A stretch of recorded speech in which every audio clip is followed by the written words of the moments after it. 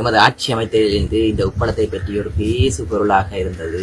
நாங்கள் ரஜ உப்பு என்று பெயரை சூட்டியுள்ளோம் என்று அரசியல் ரீதியாக அரசியலை மயப்படுத்திக் கொண்டிருந்தார்கள். ஆனால் இந்த ரஜ உப்பு என்பது எங்களால் உருவாக்கப்பட்ட பெயர் இல்லை. இது முன்னைய ஆட்சியாளர்களால் மன்னரில் மாந்த சோட்டில் உருவாக்கப்பட்டு அதன் கீழ் இது கொண்டு வரப்பட்டது.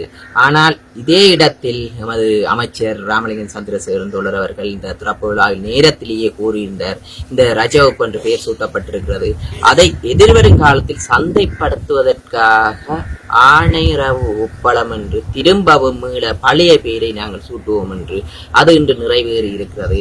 எதிர்வருங்காலத்தில் பலர் கூறுகிறார்கள், இந்த தொழிற்சாலை இன்னும் ஆரம்பிக்கப்படவில்லை, இது உப்புகளை வேறு கொம்பனிகளுக்கு மொத்த விலைக்கு வழங்கி கொண்டிருக்கிறார்கள், இங்கே வேலை செய்யும் ஊழியர்களுக்கு சிறந்த சலுகைகள் பெற்றுக் கொடுக்கவில்லை என்று கூறுகிறார்கள். இன்றைய தினம் அது சம்பந்தமான போராட்டம் ஒன்று நடைபெற்றிருந்தது.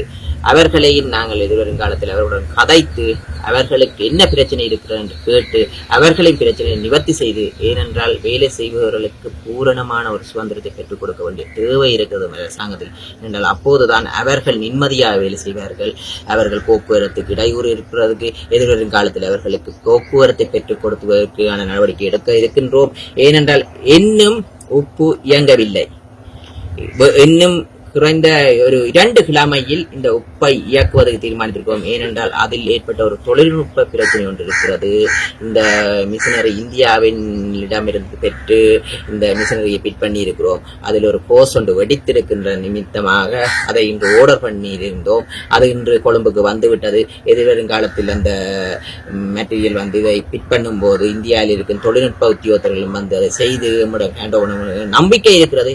2 கிழமையில் இதை மக்கள் ஆணையரவு உப்பளம் என்ற எலிவன் பாஸ் உப்பளம் என்ற பெயரில் வெளியில் விநியோகிக்க தீர்மானிக்கிறோம். இந்த உப்பளம் விநியோகிக்கும் போதுதான் இங்கே வருமானங்கள் அதிகரிக்கும். அப்போது இங்கே வேலை செய்பவர்களுக்கு சிறந்த ஊதியங்களும் சலுகைகளையும் பெற்றுக் கொடுப்பது தீர்மானித்திருப்போம். எமது இலக்கு கூட இன்று 13,000 மெட்ரிக் டன் இருக்கும் உப்பை ஒரு 2026 ஆண்டு அளவில் 30,000 மெட்ரிக் டன் எவ்வாறு அதிகரிப்பது என்பதே எமது இலக்கு. அதை நோக்கித்தான் குறிஞ்சாத்துக்கான நிதி ஒதுக்கூடல் என்று செய்துள்ளோம். அந்த குறிஞ்சாத்துவை மெருகூட்டுவதற்கு தீர்மானித்திருக்கோம். இதை ஒரு சிலர் ஊழியர்களின் மன வருத்தத்தையும் அவர்களின் தாங்கிக் கொள்ளாத வேதனைகளையும் யுத்தம் முடிந்து 16 ஆண்டுகள் இந்த வேதனையை தாங்கி இருக்கிறார்கள். இன்று 6 மாதம் ஆயிருக்கு. அந்த வேதனைகளை உணர்ந்து கொண்ட ஒரு சிலர் இதை ஒரு போராட்டமயப்படுத்த நினைக்கின்றனர். ஆனால் அவர்கள் போராடினர் பிழை என்று நாங்கள் கூறவில்லை. ஏனென்றால் அவர்கள் வேதனை 16 ஆண்டுகளாக இருக்கிறது.